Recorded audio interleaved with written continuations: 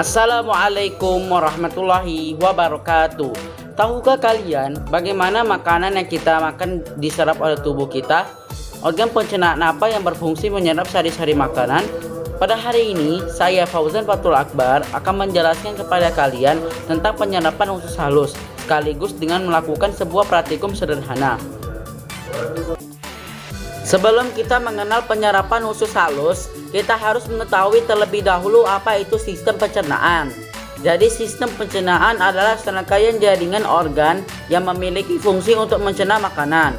Nah, sebelum makanan diserap oleh tubuh di usus halus, makanan terlebih dahulu dicerna secara mekanik dan kimiawi di beberapa organ yang dilalui oleh makanan sebelum sampai di usus halus bagian ileum. Pencernaan mekanik adalah pencernaan yang mengubah bentuk makanan yang awalnya besar menjadi lebih kecil. Pencernaan mekanik terjadi di mulut dan lambung. Sedangkan pencernaan kimiawi adalah pencernaan yang mengubah zat makanan yang kompleks menjadi lebih sederhana dengan menggunakan bantuan enzim. Pencernaan kimiawi terjadi di mulut, lambung, dan usus halus bagian duodenum dan jejunum. Nah, setelah melalui proses pencernaan, makanan akan berubah menjadi sari-sari makanan yang siap diserap oleh tubuh. Penyerapan makanan terjadi di usus halus bagian ileum. Untuk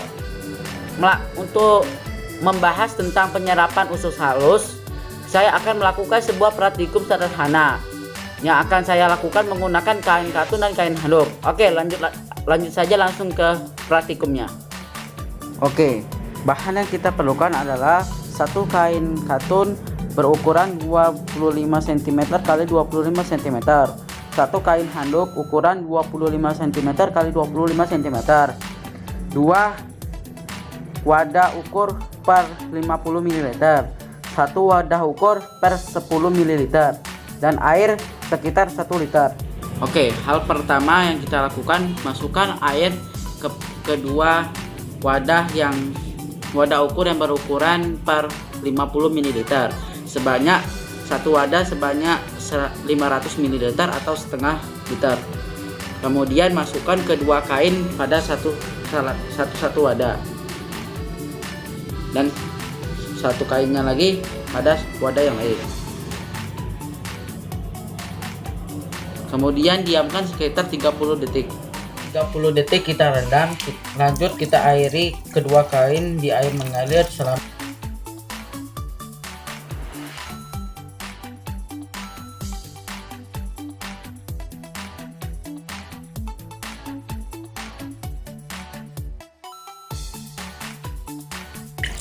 lalu kita kembalikan ke wadahnya.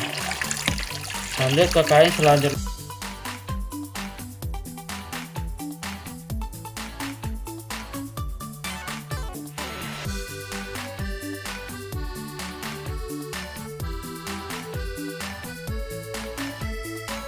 Lalu kembalikan lagi ke wadahnya. Selanjutnya kita akan mengukur daya serap dari kedua kain ini. Yang pertama, kain handuk kita peras secara sampai kering.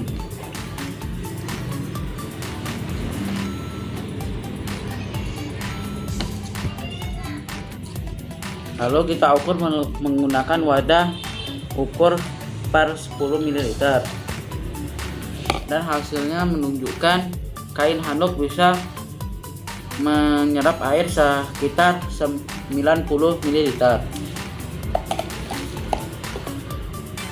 Lalu kita akan mengukur kain katun. Sama seperti kain handuk, kita peras hingga kering.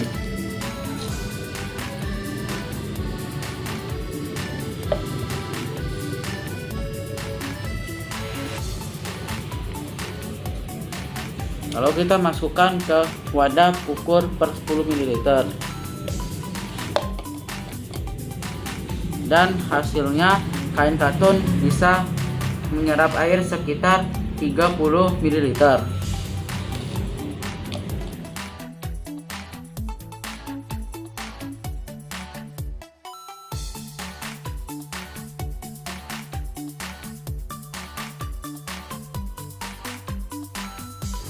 Berdasarkan dari hasil praktik tadi, dapat kita simpulkan bahwa handuk dapat menyerap air lebih banyak daripada kain katun.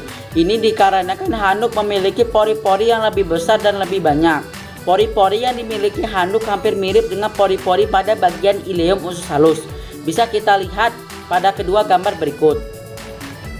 Bisa diperhatikan bahwa pada handuk memiliki bulu-bulu kecil yang sama seperti fili di struktur ileum usus halus. Karena handuk memiliki pori-pori yang banyak dan sempit, inilah yang menyebabkan bekerjanya gaya adhesi, yaitu gaya tarik-menarik antar molekul yang berbeda jenis, sehingga menyebabkan antara zat yang satu dan zat yang lain dapat menempel dengan baik. Maka dari itu, prinsip kapilaritas dapat bekerja di handuk. Nah, karena sifat kapilaritas pada handuk bisa dijadikan sebagai pesawat sederhana. Maksud di sini bukan pengertian pesawat sederhana dari jenisnya, tapi pengertian pesawat sederhana secara umum, yaitu alat yang membantu kerja manusia. Nah, jadi handuk bisa digunakan untuk membantu pekerjaan manusia.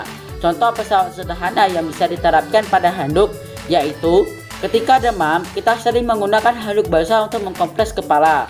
Ketika selesai mandi, kita menggunakan handuk untuk mengeringkan badan. Ketika kita mengepel, kita bisa menggunakan handuk sebagai alat mengepel. Ketika kita berolahraga dan berkeringat, kita bisa menggunakan handuk untuk mengelap keringat.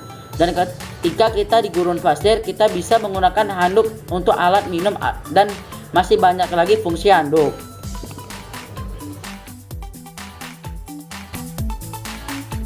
Mungkin itu saja yang dapat saya sampaikan. Apabila ada salah kata, saya mohon maaf. Saya akhiri, wabillahi taufiq wal hidayah. Wassalamualaikum warahmatullahi wabarakatuh.